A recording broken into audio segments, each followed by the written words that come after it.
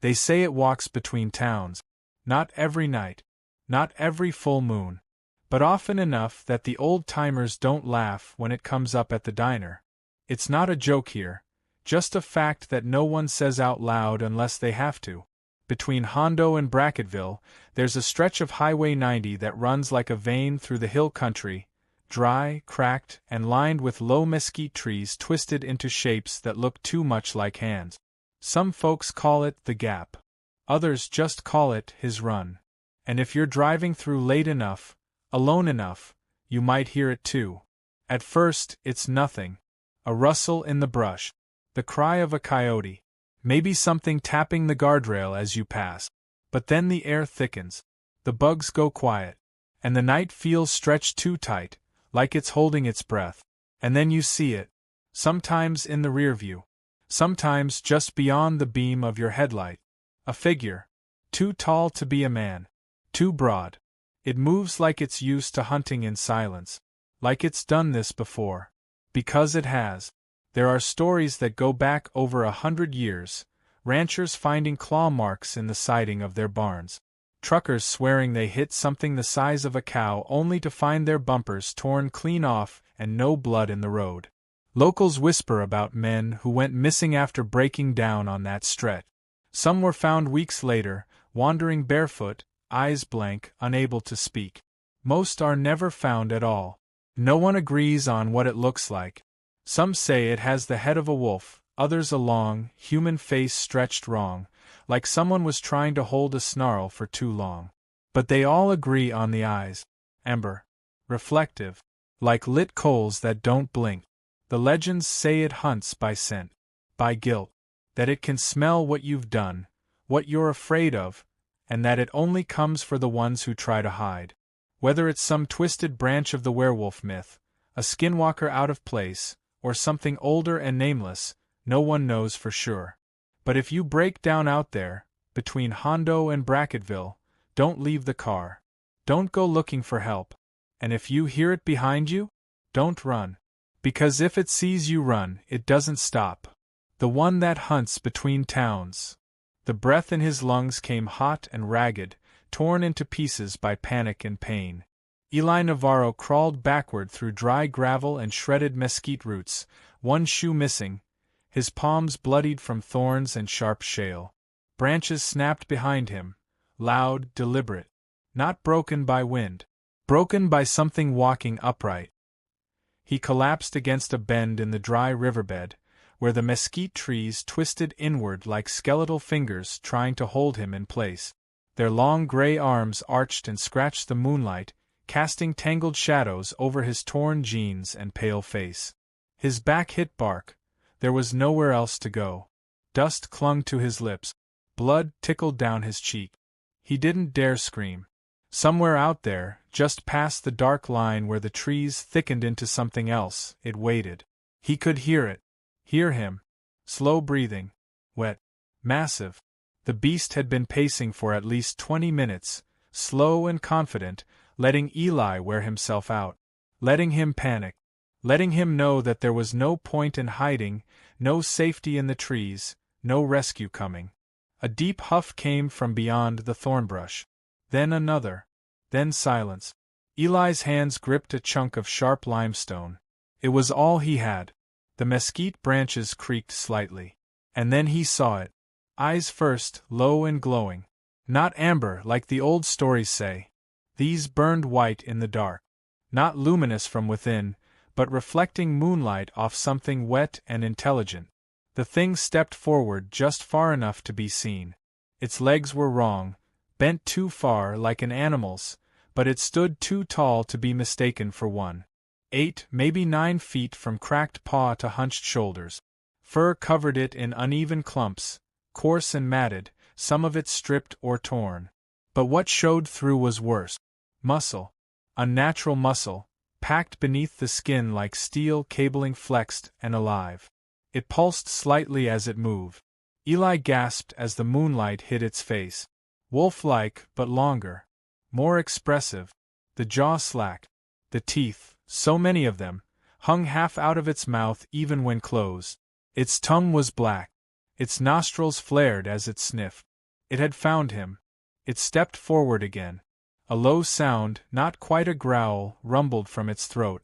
Not from rage, but satisfaction. Eli closed his eyes and prepared to die in a dry Texas ditch. And that's when he remembered how it had started. 6 hours earlier, the sun was still up and Eli Navarro had just finished cursing out his own tire. Well, ain't this about right? He knelt beside the back wheel, sweat matting his hair under a worn Astros cap. His '09 Corolla tilted sadly on a shredded rear left. The spare in the trunk was already flat. He had maybe 12% battery left, 1 bar of reception, and 40 miles to his name. He was halfway between Hondo and Brackettville, out on the dead stretch of 90 people joked about but rarely used after dark. He didn't care.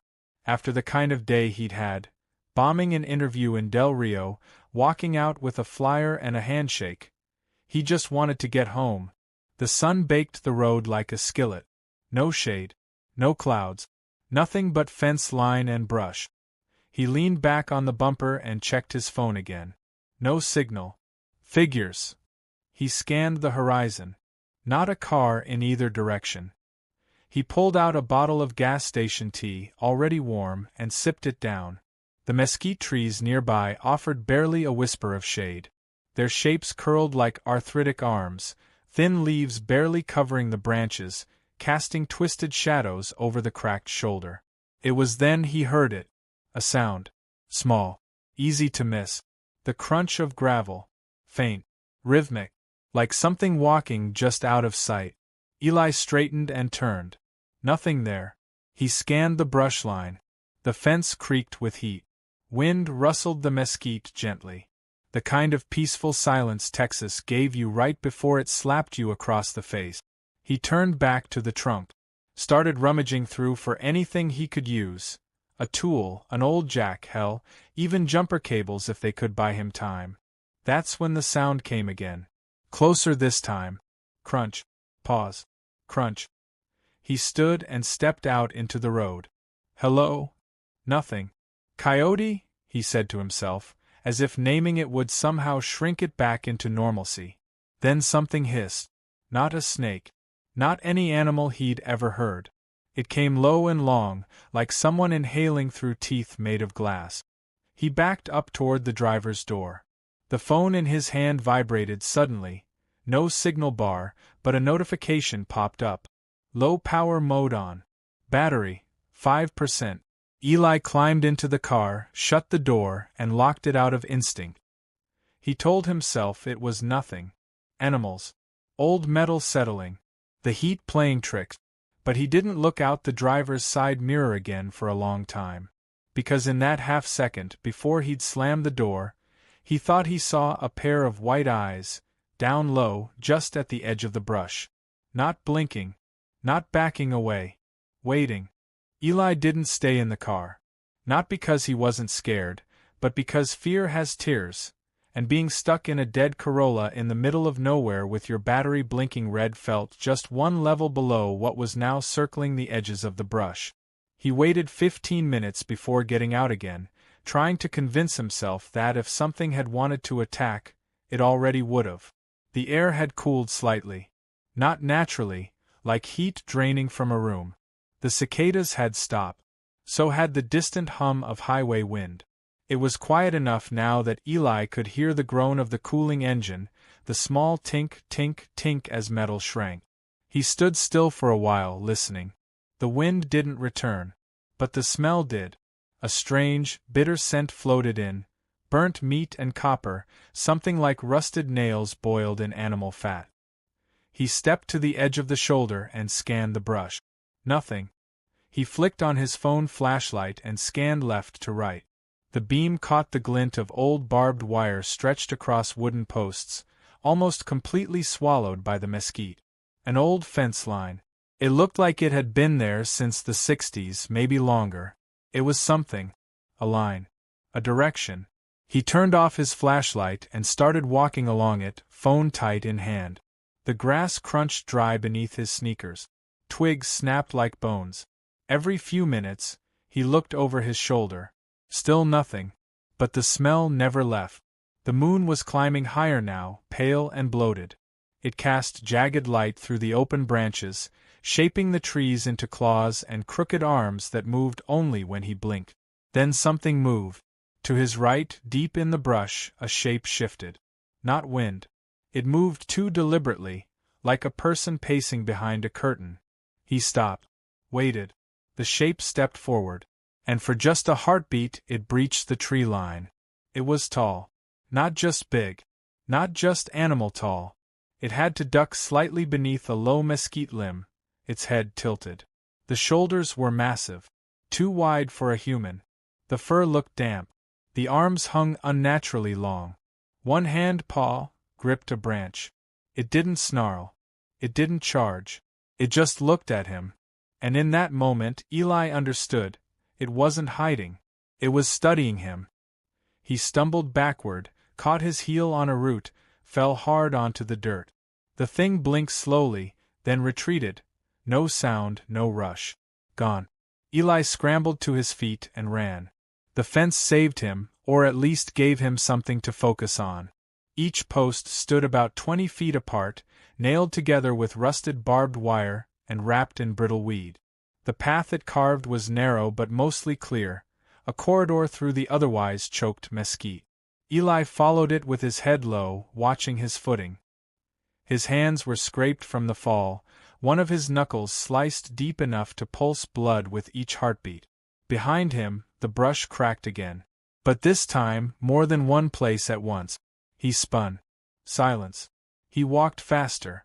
100 feet ahead, the fence ended at a culvert, dry, shallow, filled with mesquite branches and sun-bleached bones. Scattered along the rocks were scraps of fabric, a child's sneaker, and the bent wheel of a bicycle long claimed by time. Something had been through here. Often. And it hadn't just been hunting animals. Eli stopped at the edge of the culvert. Beyond it, the fence was torn.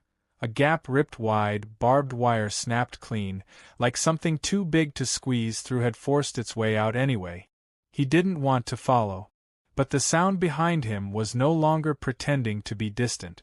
It was in step with his movement. Eli stepped forward. The sound followed. He broke into a jog. So did it. He tore through the break in the fence and darted across the open space beyond. His feet slipping in dirt, hands brushing cactus spines and sticker burrs. He didn't stop until he reached a rusted cattle gate at the edge of an abandoned property. An old fence line continued beyond it, leading toward a low rise. And on that rise, a single porch light. Dim orange.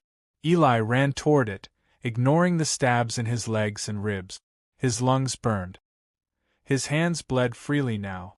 The light stayed still, faint but real. Then came the howl. It wasn't a wolf. Wasn't even close. It was deeper, like a war horn blown through bone and water. It cracked through the still air and shook his chest like thunder. Coyotes would scatter. Dogs would hide. But Eli couldn't. He kept running. He cleared a fence post. Another. Each step brought the light closer. He didn't look back until he reached the edge of the house. And when he did, he saw them. Eyes. Dozens of them.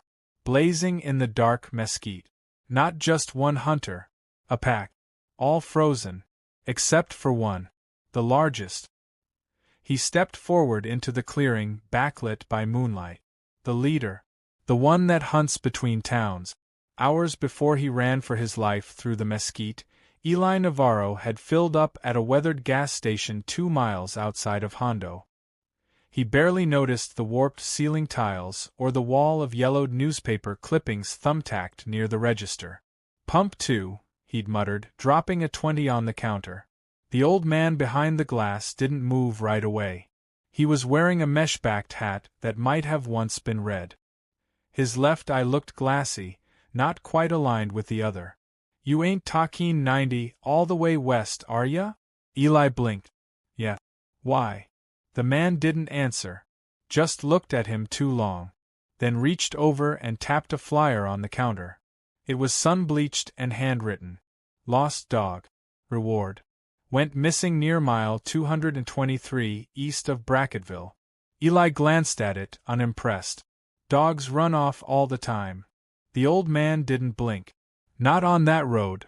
When Eli didn't respond, the man added, Highway 90's different after dark. Road don't follow rules out there. Trees lean funny. Sound don't carry right. You break down between Hondo and Bracketville, it don't matter how fast you run, you don't get away. You trying to scare me? Trying to keep you on the blacktop. That road ain't a place. It's a thing. Eli scoffed and walked out. He should have listened. Now Eli stood at the edge of a rundown house, his sides cramping and lungs raw. A porch light flickered above a cracked doorway. The wood was gray, warped from decades of hill country sun, but something, had lit that bulb. The gate hung loose behind him. Beyond it, the tree line shivered with impossible stillness. The pack hadn't moved closer yet, but he could feel the leader's eyes burning into his spine. He stepped onto the porch. One board moaned under his weight. Another snap. The door wasn't locked. It swung inward with a creak like an exhale. Inside, darkness. Dust-heavy air. The scent of mold and dry wood. But the room wasn't abandoned. Not exactly. The lantern he thought he'd seen from the road? It sat on a small table in the center of the room, burning low. An old rocking chair faced the window. A stack of books sat beside it, their spines illegible from rot. And on the wall? Photos. Dozens of them. All Polaroids. All of the road. Different angles. Different years. Same stretch. Mile markers. Burned cars. Empty shoes in the dirt. One showed a pair of red taillights disappearing into fog. Another had a handwritten note beneath it. August 7th. They watched me until I blinked. Eli stepped further in, closing the door behind him, not to feel safe but to delay the inevitable. The room creaked as if adjusting to his weight. The lantern flickered. Then he heard it, breathing, low. Inside the house, his stomach clenched. He turned slowly toward the hallway leading deeper inside. Nothing. But the sound came again. Not growling. Not human. Something dragged its breath, like lungs too heavy to lift. Eli backed away, toward the table, toward the only light source. And then he heard a sharp clink. He looked down. Something metal sat at the edge of the table. A key. Attached to a tag that read, Shed. He pocketed it without thinking. Then the house shook. Just slightly. From a heavy impact at the back wall. Something was trying to push its way inside. He ran. Out the front door. Back into the night. But the pack had closed in. Now they were closer, spaced out around the clearing, a loose noose of glowing eyes and massive bodies. Still watching. Still waiting. Except the leader. He stood just beyond the gate. Towering. Motionless. But closer now. More real. His eyes didn't glow like the others. They burned with something colder, recognition. Like it knew Eli. Had hunted others like him before. And always found them wanting. Eli ran for the shed, fumbling with the key. It turned. The door creaked open. And inside? Darkness again. But this time, it smelled like oil. Like dust. And metal. Tools. Chains. Old gas cans and wire rack. And in the corner, a ladder leading down. Eli hesitated at the top of the ladder.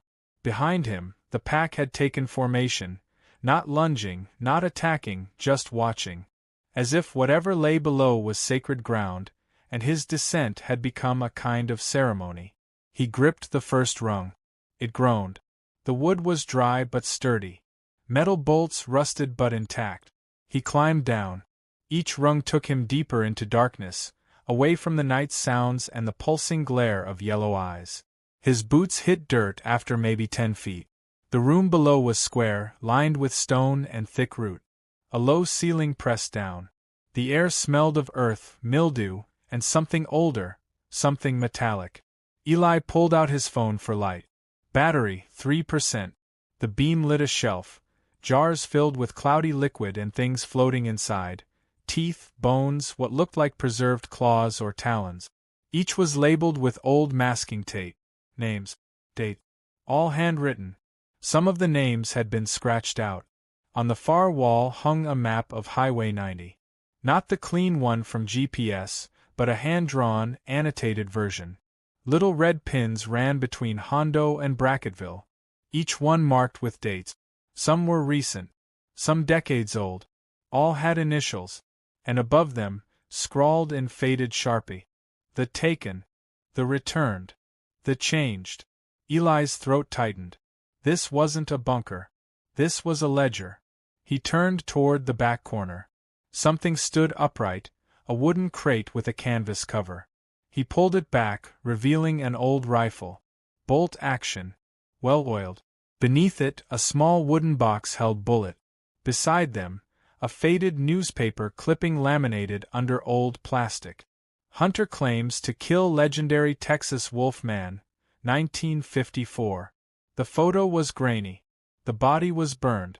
But the silhouette was familiar. Eli took the rifle. He didn't know how to use it well. But he knew how to aim. And he knew when something wanted him dead. Footsteps above. He clicked off the light. The ceiling creaked. Then stopped. No more sound. Not above. Not from the trees. Just breathing. Again. Except this time, it was behind him. Eli spun, raising the rifle wildly, flashlight jerking with the motion. Nothing there. Just the map. The crates. The shadows. Then a soft tap echoed from the ladder above. He stepped back, raised the barrel toward the opening. The light from above had changed, gone from pale moonlight to something darker. As if the world up there had gone dim, sealed off. Then claws curled around the top rung. Long. Black. Clicking. Not moving yet. Just holding. Eli didn't wait to see what followed. He sprinted up the ladder, took the rungs two at a time, and exploded out into the night. The clearing had changed. No more pack. Just crushed grass and claw marks in the dirt. They'd stepped aside. He ran hard for the open land behind the property, past the clearing, through barbed wire and rocks and skeletal cedar brush. Moonlight flashed in shards through the trees. The fence was endless. The road nowhere. And then, out of the dark, a light. He tripped once, caught himself, ran harder. Another 100 feet. The light grew brighter. Headlights. A vehicle. A truck. Eli stumbled into the center of the road and waved his arms like a man possessed. The truck swerved, screeched to a stop. A rancher, gray-bearded and wide-eyed, jumped down from the cab. "Jesus! You all right?" Eli couldn't speak. Just pointed back. Gun still in hand. The man looked behind him, saw nothing. But then the air changed. Colder. The wind carried that smell again. The rancher sniffed. "You been runnin' from something, haven't you?" Eli nodded. "Did it follow?" Eli opened his mouth. Then stopped. Because just past the tree line, where the mesquite thickened and twisted into unnatural shapes, a shape stood. Huge. Breathing. Watching. It didn't charge. Didn't step forward. Just watched him be saved. For now. The rancher clapped a hand on his shoulder. "Get in." As they drove away, Eli looked back one last time. And in the rear view mirror, between the flickers of mesquite and shadows, he saw the beast raise one hand and wave. They didn't take Eli to a hospital. The rancher, Cal, drove him to a faded clapboard house a mile off the highway, behind two padlocked gates and a cattle grate that had rusted into the dirt. His wife, Maria, patched up Eli's hands with peroxide and silence.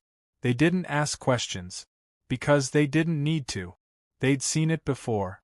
Maria brought him a glass of water that tasted like copper. Cal handed him an old Polaroid, bent, yellow at the edges. It showed a boy, maybe 11, standing in front of the mesquite with something blurry in the background. Too tall. Too lean.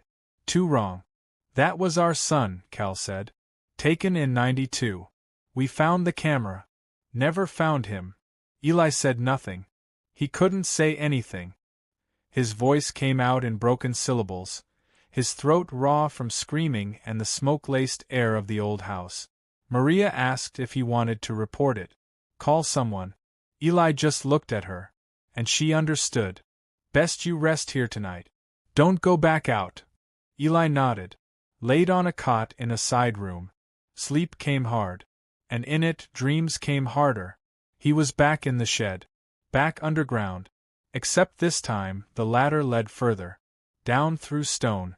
Through bone. Through something alive. And below it all, he saw the map again. Except this time he was on it. Pinned in red. Marked. Returned, Yin. He woke up at 3:03 a.m., drenched in sweat. Outside the window, the mesquite creaked. Eli left at dawn. Cal offered him an old revolver and a truck with more dents than paint. Eli took both. He didn't go back to Hondo. Didn't call friends. Didn't turn on the radio. He just drove east, watching the sky. It was bluer than it should have been. Clean. Normal. But something in him knew that Highway 90 wasn't behind him. It was inside him. He tried to forget. He shaved his beard.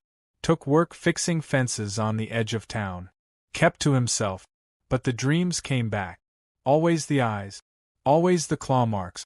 Sometimes he saw himself, older, leaner, mouth too wide, eyes burning white. And always, he was walking the shoulder. Watching the next unlucky soul drive past. Then, one afternoon, Eli stood at the end of a gravel road outside Uvalde and watched the breeze roll through the mesquite. Something in the wind shifted. It was calling. That night, the dream sharpened. He woke up sweating, nails dug into his palms. There were scratches on the wall he didn't remember making. And outside his window?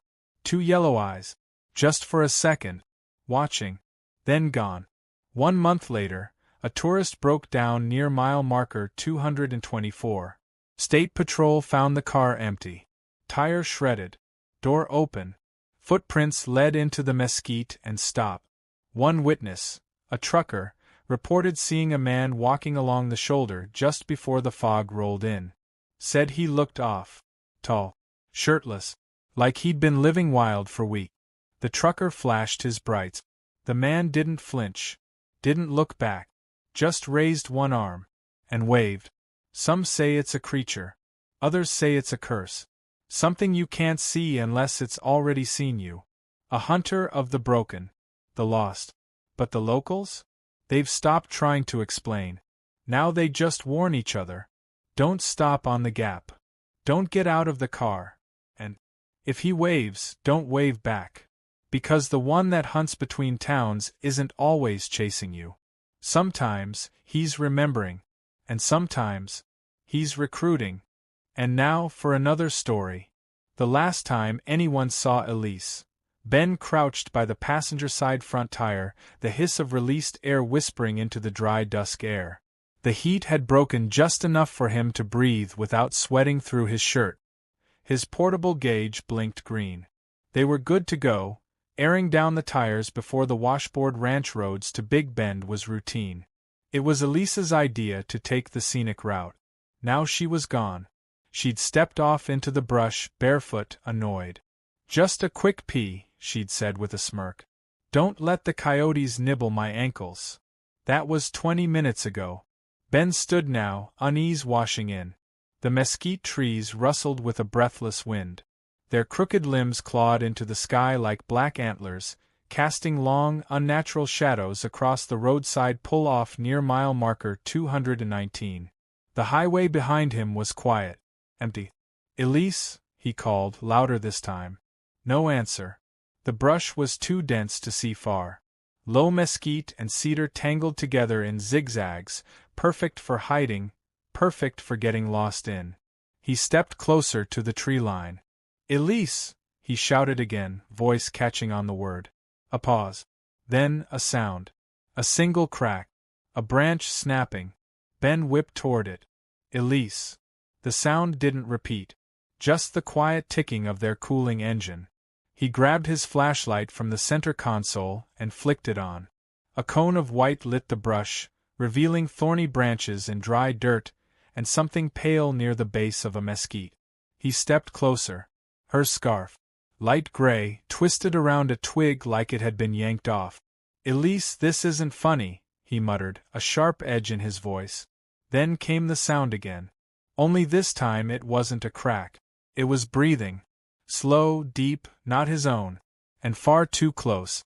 They'd left Austin late as usual. Elise was never on time, and Ben had stopped trying to fight it.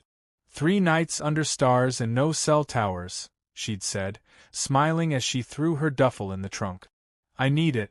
We need it. Ben had agreed, though his enthusiasm was worn down by months of quiet arguments and dodged topic. Something in Elise had grown distant since the spring. He couldn't say exactly what. Just that the way she smiled now felt more like a delay than a connection. They played music for the first hour, everything from Waylon Jennings to Mazzy Star.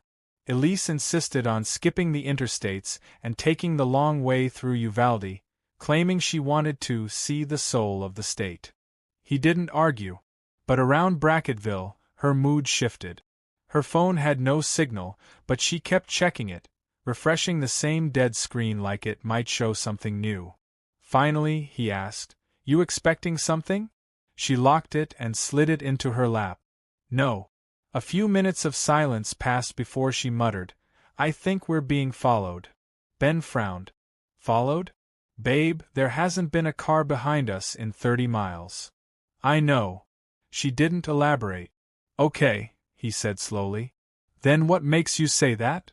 She stared out the window. "I had a dream last night. There were trees everywhere. Mesquite, I think. But the sky wasn't right. It was too still. Like a photo. And something was in the trees, walking with us." "Like a person?" "No." He waited for her to continue. She didn't. He tried to lighten the mood. "Well, if a tree ghost follows us all the way to Big Bend, I'll buy it a beer." She didn't laugh. They rode in silence for another 20 minutes until she broke it with a sharp, "Pull over." "What?" "I've gotta pee. There's a gas station." "No. Just pull over." He sighed and pulled off at the next roadside shoulder, an uneven gravel curve surrounded by thick, wind-warped trees. The kind of place locals would say wasn't there yesterday. She got out barefoot like always. "Back in too," she said, disappearing into the brush with a playful wave. Ben stayed by the car. He let the engine idle.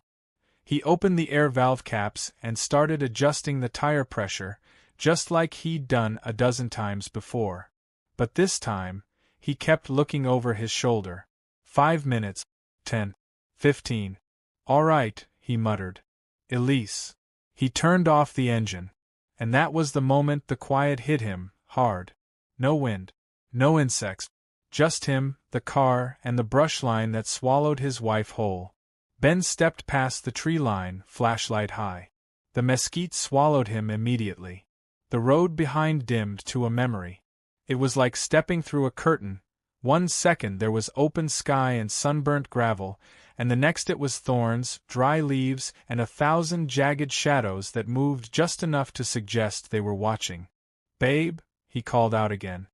His voice sounded damp in the air, thick, swallowed too fast. He swept the flashlight back and forth. The ground was uneven, gnarled with roots. Thin trees leaned inward, branches low, coiling into one another. Small leaves fluttered dryly but made no sound. He took another step, pushing back a snag of branches, and froze. The earth was torn. A stretch of dirt maybe 6 feet wide had been raked, like a plow had been dragged through it. Except the gouges weren't straight. They were wide, curved furrows, irregular, broken in places like claws had scraped and scrambled for footing. Ben crouched. There were prints. Massive, 3-toed impressions with deep-set claws. A few showed dragging, like something heavy had been pulled or chased. His gut tightened. "Elise!" he called again, more frantic now. Still no answer. Then, from behind a low cedar, came her voice. "Ben?" He turned sharply. "Elise? Where are you?" "Here," she said. "Calm. Quiet." He rushed through a curtain of thorns toward the sound, and found nothing. Just more trees. More silence. Then her voice again. "Ben!" It came from his left this time. Deeper. He turned, heart hammering. "Elise, quit screwing around." No answer. He took a step, then paused. It was wrong. Something about it was wrong. Her voice was too flat. Too smooth. Like someone repeating a word they didn't understand. He turned to head back toward the car. And realized he didn't know where it was. Ben tried to retrace his steps, but everything looked the same. Branches like broken fingers, dry ground split with old hoof marks and cracked earth. The flashlight beam bounced over bark, thorn, bone-white stones. Then he heard something move. Not her voice this time. Not a whisper. A footfall. Heavy. Deliberate. He clicked off the light. Stupid, maybe, but his instincts said the beam was drawing attention. He crouched low, hiding behind a thick mesquite trunk. The silence was painful now, pressing against his ears, demanding a sound. Then the branches across from him parted. Something stepped through. Tall. Too tall. It moved with purpose, not awkward like an animal, but controlled. Limbs long and lean, chest wide. It had a muzzle, a snout like a wolf, but thicker, and black fur glinting in the slivers of moonlight that pierced the brush. Ben didn't breathe. The thing's chest rose and fell, slow and steady. It sniffed, head tilted back. Its arms hung low, the fingers, or paws, dragging the ground, jointed wrong. Muscles flexed beneath the fur like cables pulled taut. It didn't snarl. It didn't howl. It exhaled. A long, guttural sound. Then it spoke. Just one word, low and broken. Ben. The voice wasn't hers. Wasn't his. It was between. Ben stumbled back and fell hard, kicking against roots. The thing turned toward him, but didn't chase. It just watched. Eyes glowing faintly. Not amber, not red. Just light. Hungry and knowing. Then it crouched. Bent impossibly low, limbs spidering into the dirt. It pressed one long finger to the ground where he'd stood. And sniffed. Then it grinned. Rows of yellowed teeth. Too many teeth. Ben ran. Branches tore at his arms. Something caught his ankle. He didn't stop. His flashlight flicked back on as he hit the button in a panic. He ran until the trees began to thin, until gravel popped beneath his feet, and the vague shape of the car came into view. He never once looked behind him. Not even when he heard the howl. It didn't sound like a wolf. It sounded like something trying to remember how. Ben didn't remember starting the car. All he knew was the dashboard lit up like a prayer being answered, and he hit the gas before he had both hands on the wheel. Gravel sprayed behind him. The mesquite trees rushed past on either side like closing jaws. He didn't stop driving for 20 minutes. His thoughts were noise. Static. Elise was gone. There'd been a thing in the brush. It spoke his name. It grinned. It hunted without moving. He kept hearing the crunch of twigs behind him even though he was alone in the car. His hand burned. He looked down and realized he'd cut it open on something when he fell. Blood had dried across his palm like a half-finished map. It wasn't until the low fuel warning chimed that he noticed the headlights of a truck ahead, parked sideways across a turnout off the road. A man in coveralls leaned against the hood, smoking. Ben skidded to a halt, engine wheezing. The man didn't move. Ben stepped out slowly. Hey. My wife, there's something out there. The man took a slow drag.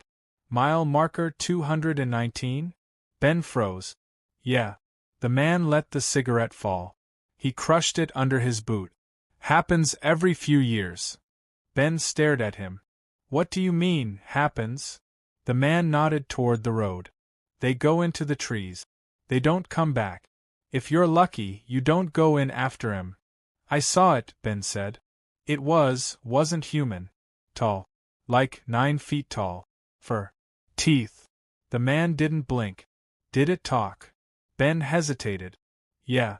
Then it's gotten smarter. Ben felt cold. The man stepped closer. His eyes were tired, like someone who hadn't slept fully since the Clinton administration. They don't all kill, he said. Some take.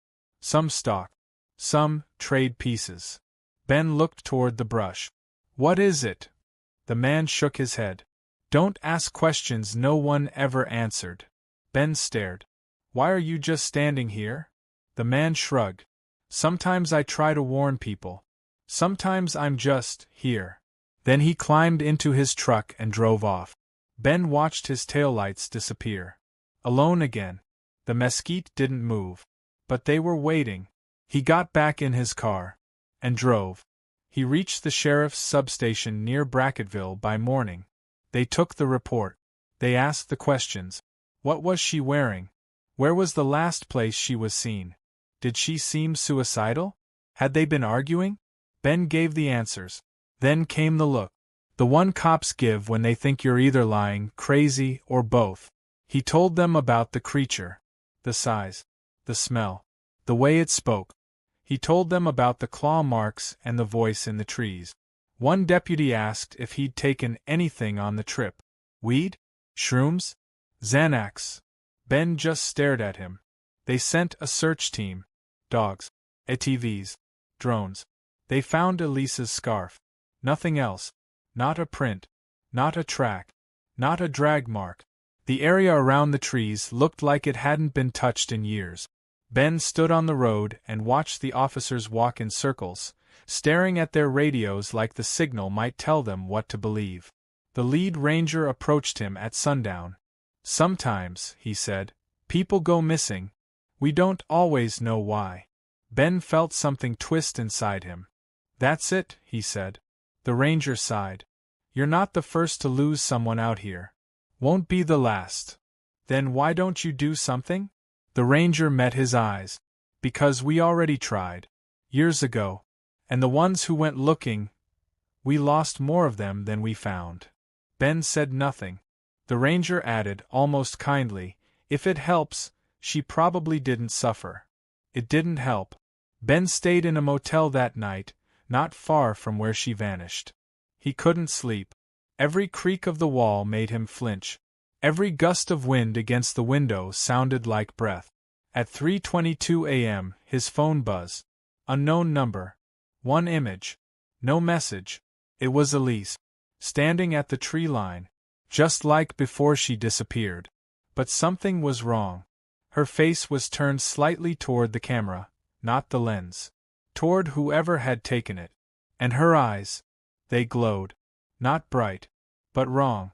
And in the darkness behind her, barely visible unless you turned up the brightness, was a shape. Tall. Leaning. Smiling. Ben went back 3 days later. He didn't tell anyone. Didn't care that the sheriff advised him to stay with family or get counseling. He just drove the rental car straight to mile marker 219, rolled to a stop at the same gravel pull-off, and killed the engine. The trees looked exactly the same. Of course they did. Same twisted mesquite limbs reaching out like veins. Same sun-blasted fence at the far end of the ditch. Same silence, thick as cotton stuffed into his ears. He stepped out, a plastic bag of protein bars in one hand, a crumpled photo of Elise in the other. He walked to the tree line and set both at the edge of the brush. I know you're in there, he said. No answer. I know you're watching. He looked down at the torn earth where the claw marks had been. They were gone now. Smoothed over. The dirt looked untouched. Like the road had eaten the memory too. Ben dropped to one knee, fists clenched. Take me then. Bring her back and take me instead.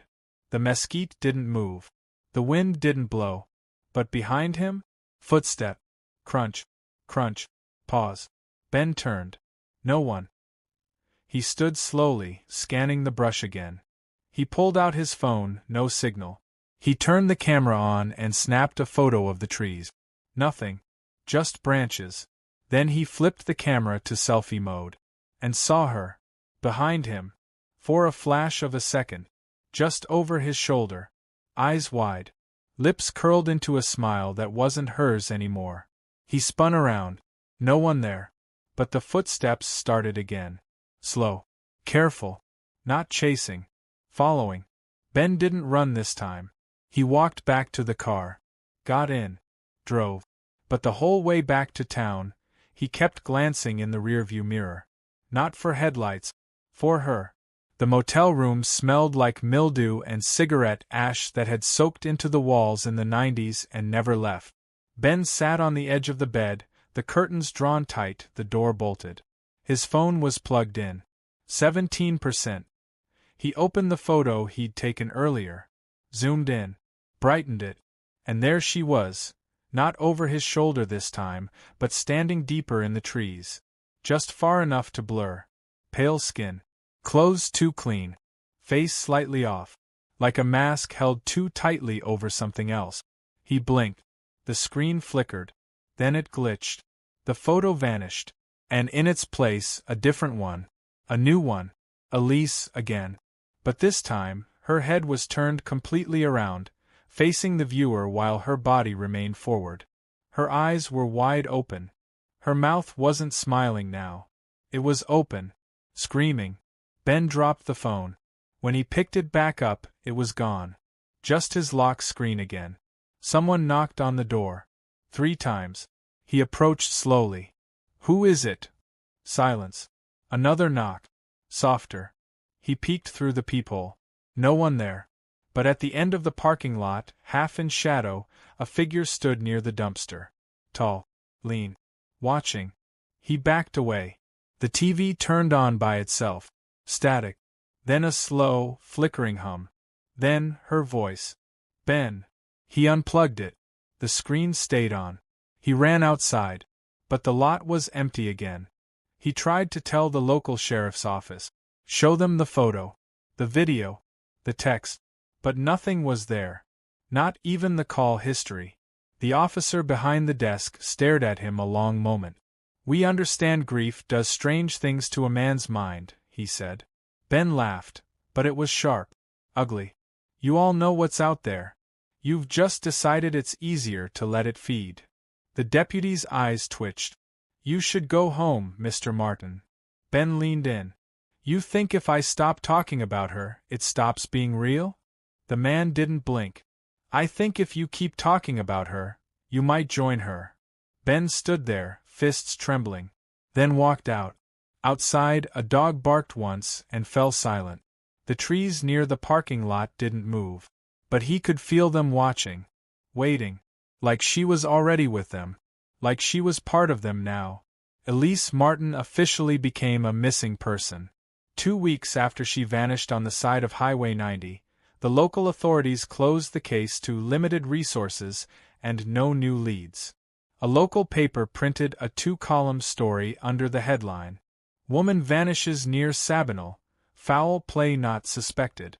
Ben read it 100 times. The words were careful, muted, designed to prevent a panic. But no one mentioned the others. No one said a thing about the half-dozen cases like hers, men and women who simply disappeared in the same stretch of twisted mesquite and unlit shoulder.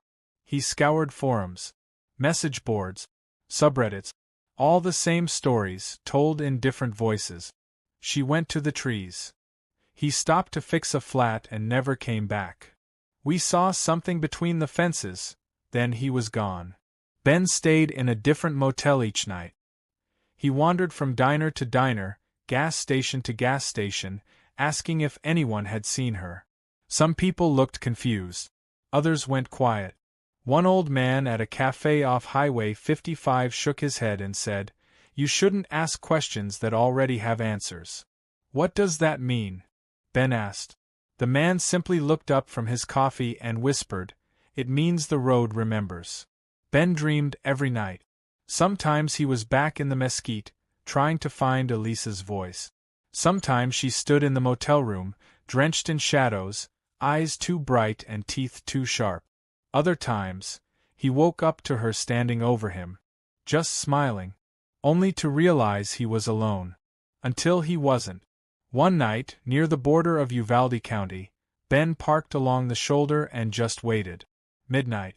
Full moon. No headlights but his own. No wind. The air was thick, greasy with heat and silence. He stood at the tree line with nothing but a flashlight, her old scarf, and a plastic grocery bag with beef jerky and matches inside. He placed it all on a flat stone, just like the old man said to do in the forum. Then he stepped back and waited. 5 minutes. 10. Then the mesquite rustled. Not from wind, but movement. He raised the flashlight. saw nothing, turned around to walk back to the car, and froze. She was standing in the road, barefoot, same clothes, head tilted, but it wasn't her. Her mouth opened, farther than it should have. Her jaw unhinged slightly. Not gaping, but flexed like testing old hinges. Then she grinned. Ben took a step forward. Elise. She tilted her head the other way. Something rippled under her skin, brief, like a muscle twitch beneath a sheet of plastic. Then her voice, soft and melodic. Don't come closer. Why? She didn't answer. Instead, something emerged behind her. Tall, furred. Gold eyes lit the dark. It placed a clawed hand on her shoulder. Gentle. Protective. She didn't flinch. Ben backed away. She watched him the whole time. Until he got in the car. Until he turned the engine. Until the road turned black behind him. Ben doesn't talk to anyone anymore. He doesn't do interviews. Doesn't return calls. But people remember him. Locals see him sometimes driving alone. Always westbound. Always near the same mile marker. They say he never leaves the road. Never pulls over. And that his eyes look hollow. As if the thing in the trees didn't just take his wife. It replaced her. Elise became legend. Her photo was pinned to the corkboard behind the gas station in Hondo, right next to the other missing posters. Same ghost stories, same warnings. Don't stop past dusk. Don't walk into the mesquite. If you hear your name, don't answer. But some say they've seen her. Not in dreams. Not in photos. In person. A woman living off-grid. In a cabin up toward the ridge. Never talks much. But always smiles. And she doesn't blink as much as she should. She's quiet when strangers pass through. But when she steps into the trees, they lean toward her. Like they remember her. Like she's one of them now. And if you listen carefully on still nights, just off Highway 90, you'll hear something move. Not fast. Not aggressive. Just steady. Following. And sometimes you'll hear a voice that sounds like someone you love. Saying your name. Soft. Sweet. Inviting. And if you answer, you might find her. But she's not yours anymore. She belongs to the stretch of road between towns. And the thing that hunts there, it never lets go. And now for another story, the one who walked back. He hadn't meant to take the shortcut. Jacob Ruiz, 33, HVAC tech and second-best pool player in his crew, had driven this stretch of Texas his whole life and thought he knew it better than Google ever could. He was trying to cut from Highway 55 toward 83 to save time, get to his cousin's place near Carrizo Springs before nightfall. But time had gotten away from him. And so had the road. It started with a turnoff onto an old ranch route, marked only by a sagging metal gate tied off with barbed wire. The road had no name on the map. Just a pale gray line that cut across the scrub and wound toward nowhere. He figured it would connect back up, eventually. Instead, his truck started overheating. Then it started knocking. Then it stopped entirely. Jacob popped the hood, but the rising steam was enough to tell him what he needed to know. The radiator hose was split wide. No fixing it out here. Cell service? Nothing. A red bar and a useless spinning circle. The sun was tilting west. The heat hadn't broken yet, but the shadows were getting long.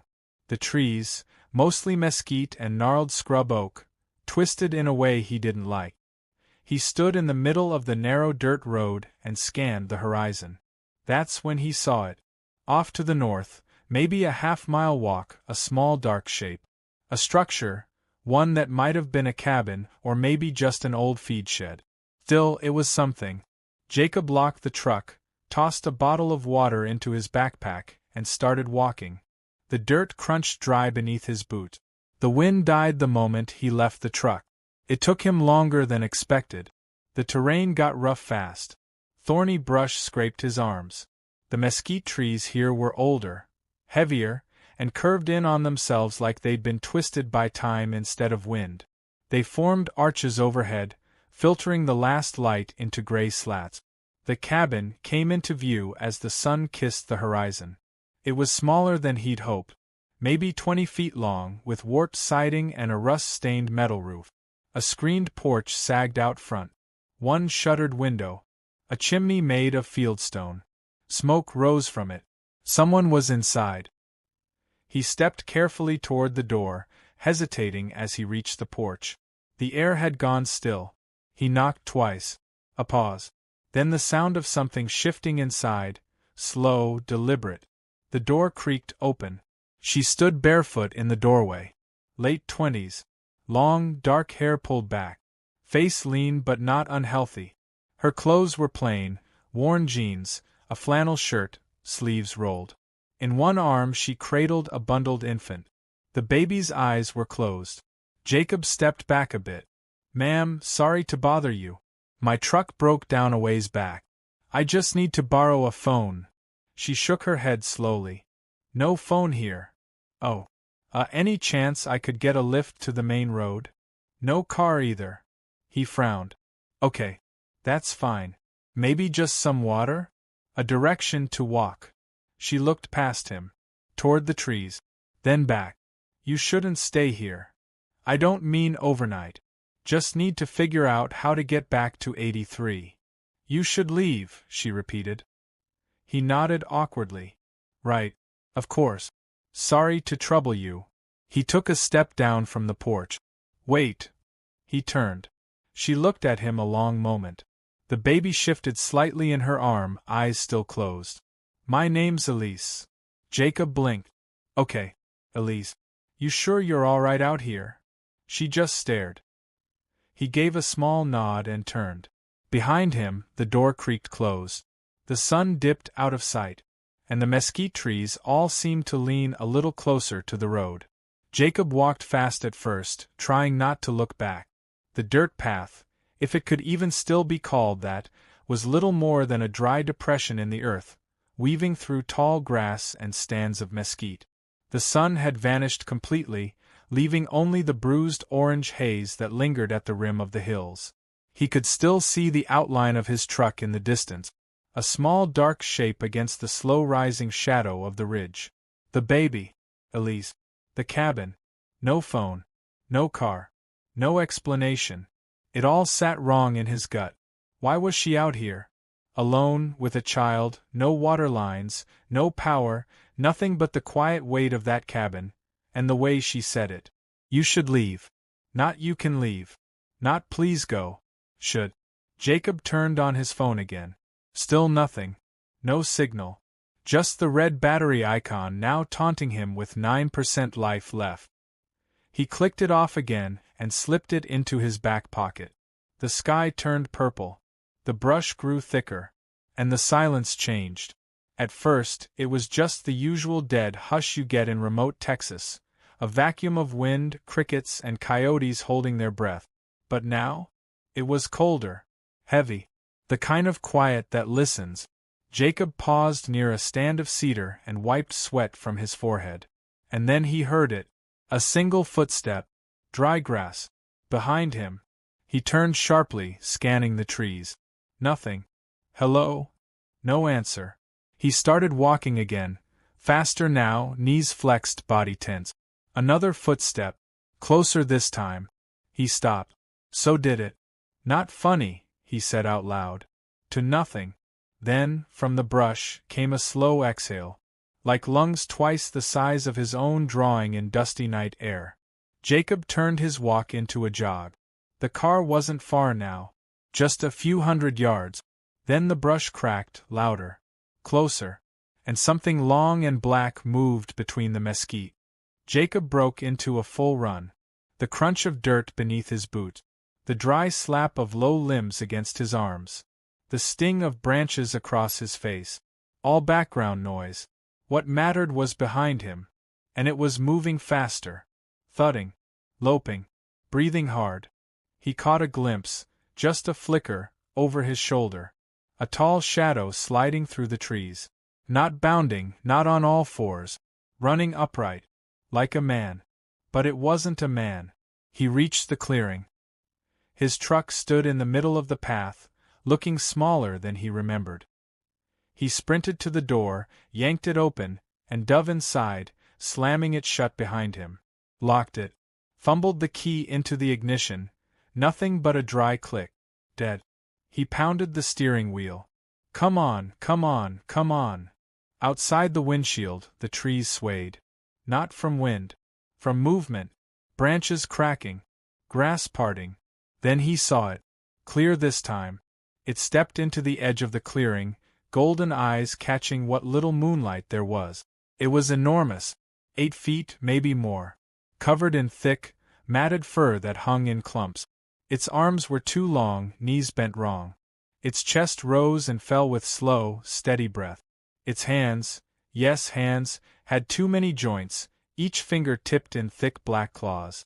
It didn't rush. It just looked at him, head tilting slightly like a predator studying a cage. Then it walked toward the truck. Jacob grabbed a screwdriver from the floorboard. Useless. His hands trembled. The beast stopped a foot from the driver's side window, bent low, and smiled. A wide mouth. Too wide. Dozens of teeth. Not all of them canine. Some were flat. Some broken. Some still moving. It pressed one long hand against the glass. The window cracked. Jacob shouted, slammed his palm on the horn. No sound. The horn was dead too. The beast stood up straight again and backed away, eyes never leaving Jacob. Then it turned. And walked away. Back into the brush. Gone. Jacob didn't wait. He got out. Running again. This time he didn't care about branches or thorns. He ran until the road widened. Until he saw the yellow haze of headlights cutting through the night. A small sedan skidded to a stop as he stumbled into the road, waving both arms. A woman leaned out the window. Jesus, you all right? He didn't answer. He just climbed into the back seat and looked back at the dark. The brush rustled one more time. But nothing followed. Not tonight. The woman who picked him up said her name was Dana. She looked like she'd been on the road for a while. Eyeliner smudged, backpack in the passenger seat, gas station receipts strewn across the dash. She didn't ask too many questions. Just gave Jacob a sideways glance every few minutes like she was trying to figure out if he was drunk, high, or haunted. He leaned against the window, still panting, hands shaking too badly to text anyone. You bleeding? She finally asked. He shook his head. Scrape. Thorns. Where you coming from? He paused. Truck broke down off an old feeder road. I walked to a house. Then back. She nodded like it made sense, though it didn't. You look like you saw something back there. I did. She didn't laugh. She just said, yeah. That happens. They drove in silence another 10 minutes before she pulled into a gas station near the junction with Highway 83. He didn't realize how much he'd needed light until the fluorescents buzzed above them and made the darkness outside feel like it was actually behind glass. You want me to wait? She asked. No. I'll call someone. He stepped out of the car. Before she pulled away, she said, Don't go back. He turned to ask what she meant, but she was already driving off. Inside, Jacob called the sheriff. They sent a unit. He gave them coordinates, or the closest he could estimate. The deputy squinted at his scratched arms and dirt-stained jeans. You say something followed you? Yes. An animal? He hesitated. No. The deputy didn't write that down. They dropped him at a motel and told him they'd head to the location at first light. Try to get some sleep, one said. You're safe now. But Jacob didn't sleep. Every time he closed his eyes, he saw the yellow ones watching from the brush. Saw the baby asleep in Elise's arms. Saw her expression, that quiet resignation, like she'd made peace with something ancient and hungry. He stared at the ceiling until the sun came up. At 10:47 a.m., Jacob got the call. They'd found the truck. It wasn't where he left it. It was 15 feet down a rocky incline on the far side of the brush, half crushed against a dried-out cedar stump. They took him to the scene. Looks like it was pushed, the deputy said, rubbing his jaw. Or maybe it slipped. Tracks are too dry to tell. Jacob stared at the wreck. The hood was crumpled like it had been stomped. The windshield spiderwebbed from a dozen angles. One of the doors had been torn off. Literally torn, hinges sheared, metal curled like peeled fruit. Any tracks? Jacob asked. Nothing conclusive. This soil's too hard-packed. We'll keep looking. He walked around the wreck. The bed of the truck was crushed inward, like something massive had landed on it, or slammed into it from above. On the driver's side panel, deep near the base of the door, were 3 parallel grooves. Not scratches. Gouges. The metal curled inward. Too deep for an animal. Too long for a tool. He pointed. What about that? The deputy crouched, squinting. Could be claw marks, he admitted. Or tree limbs in the fall. Tree limbs don't cut like that. The deputy stood up. Listen, Mr. Ruiz. I'm not saying nothing happened. But if you want people to take you seriously, maybe keep this part to yourself. Let's just call it a breakdown, yeah? Jacob didn't answer. He just stared at the tree line. And thought of Elise. Later that night, back in a motel off 83, Jacob watched the news with the volume off. The screen flickered between smiling anchors and local weather. But outside the window, the wind had died again. And the trees didn't move. Not even a little. He walked outside to smoke a cigarette he didn't want. It hung from his lip as he scanned the parking lot. One shadow shifted near the fence line. Too tall. Too still. It didn't move when he stepped forward. But it was gone when he looked again. The report would say, vehicle discovered damaged but unoccupied. Cause undetermined. No injuries. No further investigation needed. But Jacob would remember the sound of breath against his neck, the hand on the window, the yellow eyes, and the name she whispered just before he left. Elise. He'd think of her every time he passed a cabin on the road, and every time he heard something pacing just behind the trees. A week passed. Jacob told himself he was moving on, that the scratches on the truck had a natural cause, that Elise was a hallucination, that the baby was a trick of the light. But he didn't believe himself. He kept replaying it, every step between the broken radiator and the sprint through the mesquite. He traced the gouges in his memory like they were etched into his skin. He saw the beast's eyes every time he closed his own. And Elise? She came to him in dreams, holding the child, standing behind the screen door, staring. You should leave. But he never could. He started researching again. Message boards, sightings, missing persons, old borderland legends. A story from 2002 about a hunter who vanished between 55 and 83. A woman found barefoot on a deer cam photo in 2011, standing alone in the mesquite, a shape behind her, too tall to be human. And over again, references to a place locals didn't name. Just called The Cut. A stretch of land not claimed by ranchers or county markers. Where the wind didn't blow and sound didn't carry. Where things followed you, not out of hunger but memory. Jacob waited until the moon was full again. Then he packed a bag. No one saw him leave. He didn't tell his brother.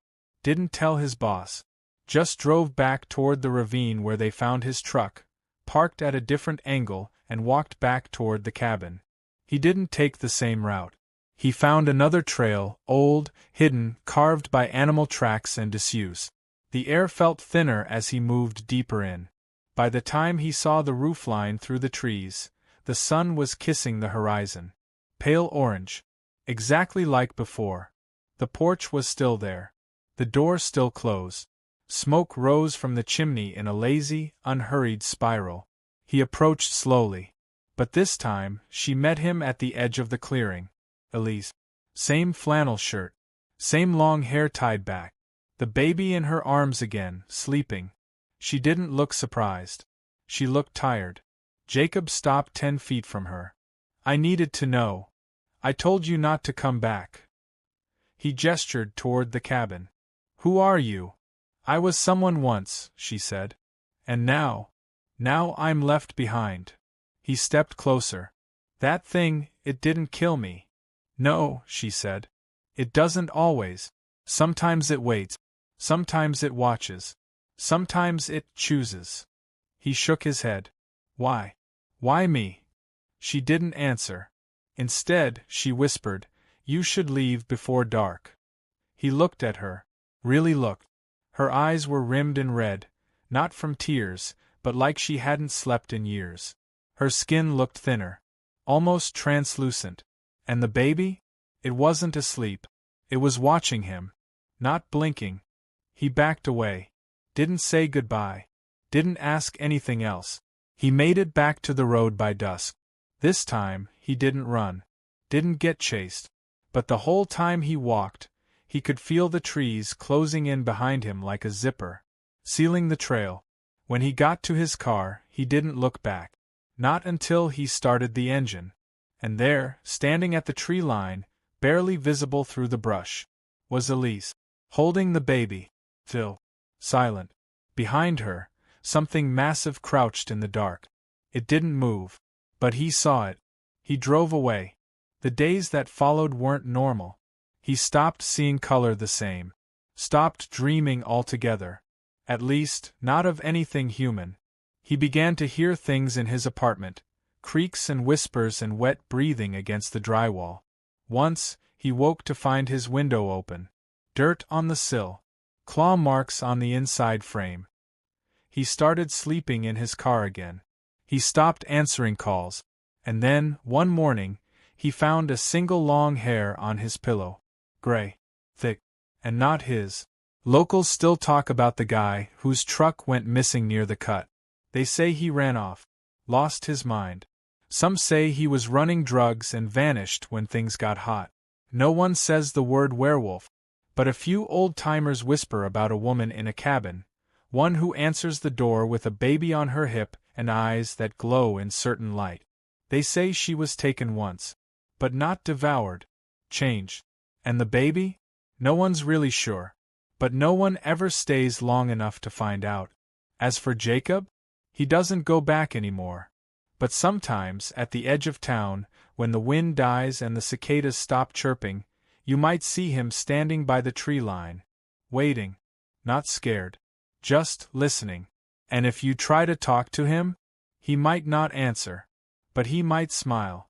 And if you see his eyes shimmer pale gold in the dark, don't follow, because the cut doesn't lose people, it keeps them.